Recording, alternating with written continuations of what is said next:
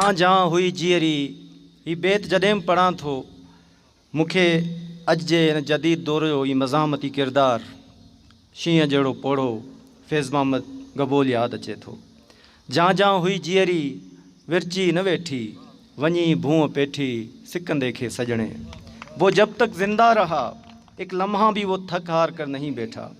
वो अपने महबूब मकसद के लिए जदोजहद करते हुए पेवंदे खाक हुआ। उसकी मौत भी उसे ज़िंदगी दे गई और हमें मंजिल को पाने की रोशनी दे गई। हिकिड़ो ऐलान आहे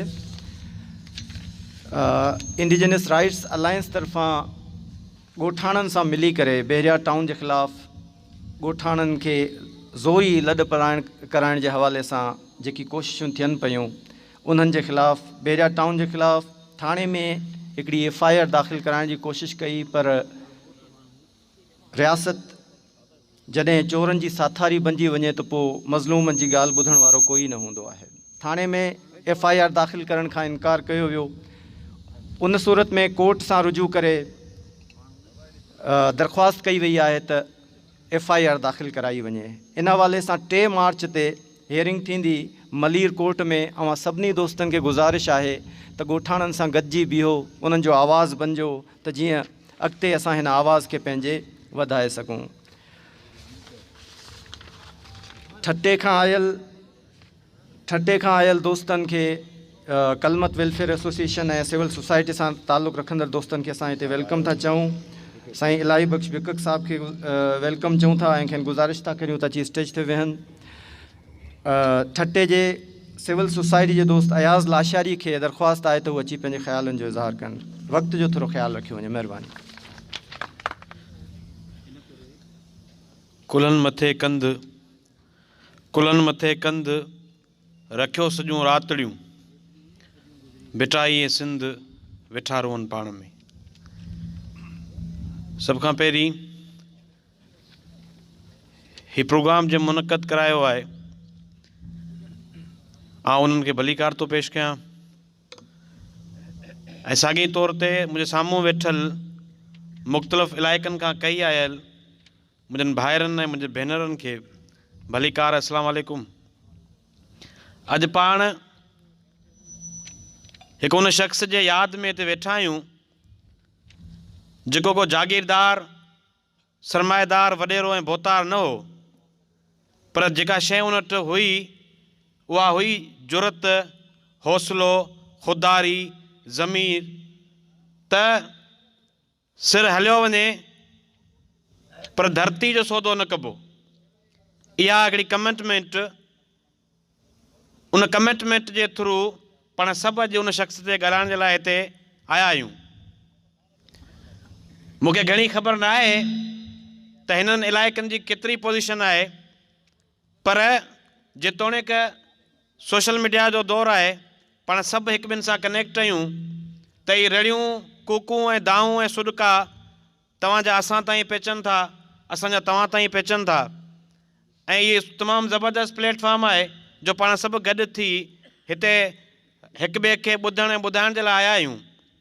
आउं कुझु ॻाल्हियूं हिते रखंदुसि त ही बेरिया टाउन न रुॻो मलीर, पर ही जेकी वालार आहे, इहा वालार जेकी आहे इन जो जेको सबबु आहे, जेको काज़ आहे, उहो इहो आहे त ही सभु इलाइक़ा जेका इकानमिक ज़ोन में डिक्लेयर थियणा आहिनि ईंदड़ 2023 ताईं, ही ठट्टो, ही तव्हांजो कोस्तान, जमपीर, केटी बंदर, शाह बंदर, जाकी बंदर, सुजावल, ही समूरा इलाइक़ा इकानमिक ज़ोन में डिक्लेयर थियणा आहिनि, कॉरिडोर्स ठहणा आहिनि।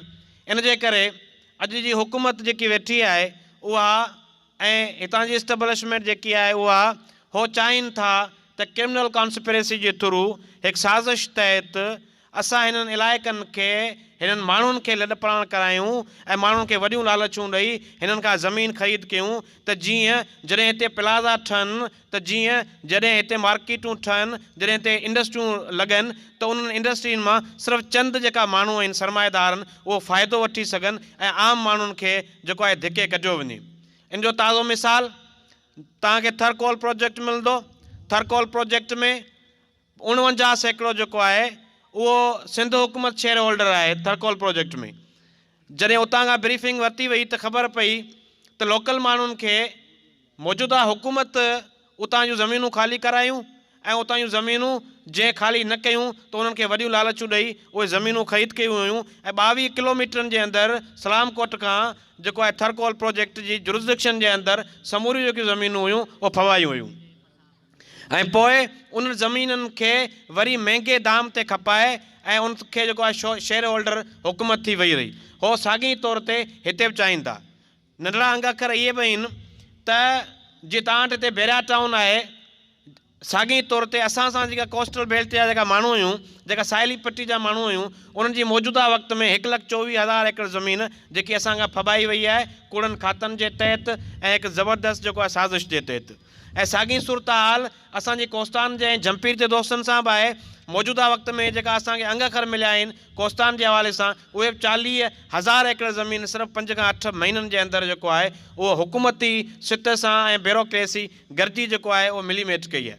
त इन सूरत हाल में ज़रूरत इन ॻाल्हि जी आहे त जॾहिं धरती न रही त पोइ असांजा वजूद हिन धरती ते, हिन धरती जे मथां हुजण जो को इख़लाक़ी जवाज़ नथा रखनि। छो जो धरती माण्हू जी माउ आहे, धरती माण्हू जी इज़त आहे ऐं इज़त खां सवाइ जेकॾहिं माण्हू धरती मथां हले त इहो को इख़लाक़ी जवाज़ नथो ठहे। इन करे धरती खे बचाइण जे लाइ असां सभु माण्हू अलॻि अलॻि डायरेक्शन में हली करे साॻी मौक़फ़ ते ॻाल्हायूं पिया। कोस्टल बेल्ट जा माण्हू बि ॻाल्हाइनि पिया, कोस्तान ऐं जमपीर जा माण्हू बि ॻाल्हाइनि पिया, मलीर जा माण्हू बि ॻाल्हाइनि पिया, पर ज़रूरत इन ॻाल्हि जी आहे त पाण हे जेका माण्हू आहियूं, हे 10 आहियूं, 20 आहियूं या 1000 माण्हू आहियूं, पाण सभिनि खे हिकिड़े प्लेटफॉर्म ते गॾु विहणु खपे। ऐं पाण जेकॾहिं ज़ालिम गॾु आहिनि, जेकॾहिं ब्यूरोक्रेट गॾु आहे, जे हिन वक़्तु जेकॾहिं सरमाएदार गॾु आहे, जागीरदार गॾु आहे, त उन सित में असां आम ऐं मज़लूम जेका माण्हू आहियूं, जेका अफेक्टेड माण्हू आहियूं, असांखे बि हिकु बेंच ते विहण जी ज़रूरत आहे ऐं असांखे बि हिकु पॉलिसी जोड़ण जी ज़रूरत आहे त असांखे छा करणु खपे। इन करे असांखे ख़बर आहे, मौला अली जो कौल आहे त जॾहिं तव्हां ॾिसो त दुश्मन तव्हां खां वधीक ताक़तवर आहे ऐं अवी इहा ॻाल्हि जॾहिं लॻे महसूसु करे वठो या इहा ॻाल्हि पाण में क़बूलु करे वठो त तव्हां अधु जंग हाराए वरिती। तव्हांखे ईअं लॻणु खपे त हे गुम थी वेंदा अॼु या सुभाणे पाणीअ ते ॼण पहुता आहिनि। इन करे हे जेका माण्हू हिते आया आहिनि इहे माण्हू वतन जा वारस न आहिनि। ऐं हिते ॻाल्हि वाज़े करणु थो चाहियां, जेसीं ताईं हिन कोस्टल बेल्ट खां वठी हिन सॼी कराची जी कोस्टल ताईं, हिन मलीर ताईं हिकिड़ो बि सिंधी, हिकिड़ो बि बाइज़त ऐं बाज़मीर ऐं बाग़ैरत सिंधी हिकिड़ो बि जेकॾहिं रहंदो हूंदो तॾहिं बि असीं चवंदासीं त हीअ धरती असांजी आहे, हीअ वतन असांजो आहे। हिन धरती ऐं वतन जी बका जे लाइ असीं हज़ारे माण्हू हिकु सिफ़ में बीहण जे लाइ तयारु आहियूं ऐं असीं हज़ारे माण्हू फैज़ मोहम्मद क़बूल थियण जे लाइ तयारु आहियूं, पंहिंजे वतन जी वारसी करण जे लाइ तयारु आहियूं। असांखे ख़बर आहे त हिते खोड़ सारा माण्हू पंहिंजूं ज़मीनूं खपाइनि पिया। असांखे ख़बर आहे त खोड़ सारा माण्हू पंहिंजी जेकॾहिं ज़मीन खपाइनि था, इन जो मक़सदु आहे पंहिंजो नंग खपाइनि था, इन जो मक़सदु आहे पंहिंजो दंग खपाइनि था, इन जो मक़सदु आहे पंहिंजो गैरतूं खपाइनि था ऐं उहे चनेसरनि मां थी सघनि था, जाम फेरोज़ मां थी सघनि था, पर उहो दौला दरिया ख़ान मां नथा थी सघनि, उहो जाम निज़ामुद्दीन मां नथा थी सघनि, उहे साले आख़ुंद मां नथा थी सघनि, उहे असां मां नथा थी सघनि। इन करे असीं दोदे जा वारस आहियूं, असीं जाम निज़ामुद्दीन जा वारस आहियूं, असीं साले आख़ुंद जा वारस आहियूं। असीं पंहिंजी धरती जो कतई सौदो करणु कोन ॾींदासीं ऐं असीं हिननि सां मुआदो अटकाईंदासीं। ऐं असीं चाहियूं था इन सिलसिले में ऐं असांजे दोस्तनि खे गुज़ारिश कंदुसि त तव्हां इहा साॻी जेकी मीटिंग आहे, इहा मीटिंग, इहा गॾिजाणी पाण ठटे में बि रखायूं, कोस्तान में बि रखायूं, खीरतर पार्क ऑर्गेनाइज़ेशन जे तहत बि रखायूं, जामशोरे जे दोस्तनि सां बि वियूं, हिकु ज़बरदस्त सगारी ऐं मुनज़म जेको आहे तहरीक खे जनमु ॾियूं, रुॻो ॻाल्हियूं करे न हलिया वञूं। असां वटि अलमियो इहो आहे त असांखे हाणे ख़बर कोन थी पए त असांजो हुसैन केरु आहे, यज़ीद केरु आहे। छो जो साॻी माण्हुनि जे हथ में यज़ीदत वारो बम्बट पाए त साॻी माण्हुनि जे हथ में हुसैनी काफ़िले जो झंडो पाए।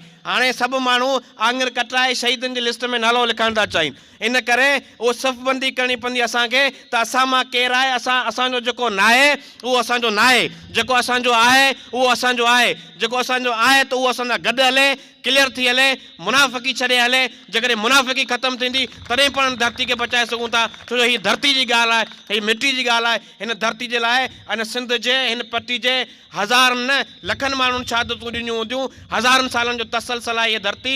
इन धरती खे जेकॾहिं असां खां खसियो वियो ऐं हिते इन बेड़ा टाउन खे छाप न लॻी त पोइ असीं महफ़ूज़ न आहियूं, असीं ठठ जा माण्हू महफ़ूज़ न आहियूं, सॼी सिंध महफ़ूज़ न आहे। इन करे तव्हीं हिते पाण खे अकेलो न सम्झो, सॼी सिंध तव्हां सां गॾु आहे। तव्हीं यकीन कयो आउं पुरउमीद आहियां, तव्हीं आवाज़ु ॾींदो त लखे माण्हू तव्हां सां गॾु हूंदा। असीं तव्हां सां गॾु आहियूं, सॼी सिंध तव्हां सां गॾु आहे। तव्हीं हिमत कयो, असीं तव्हां सां गॾु आहियूं। जीअं सिंध।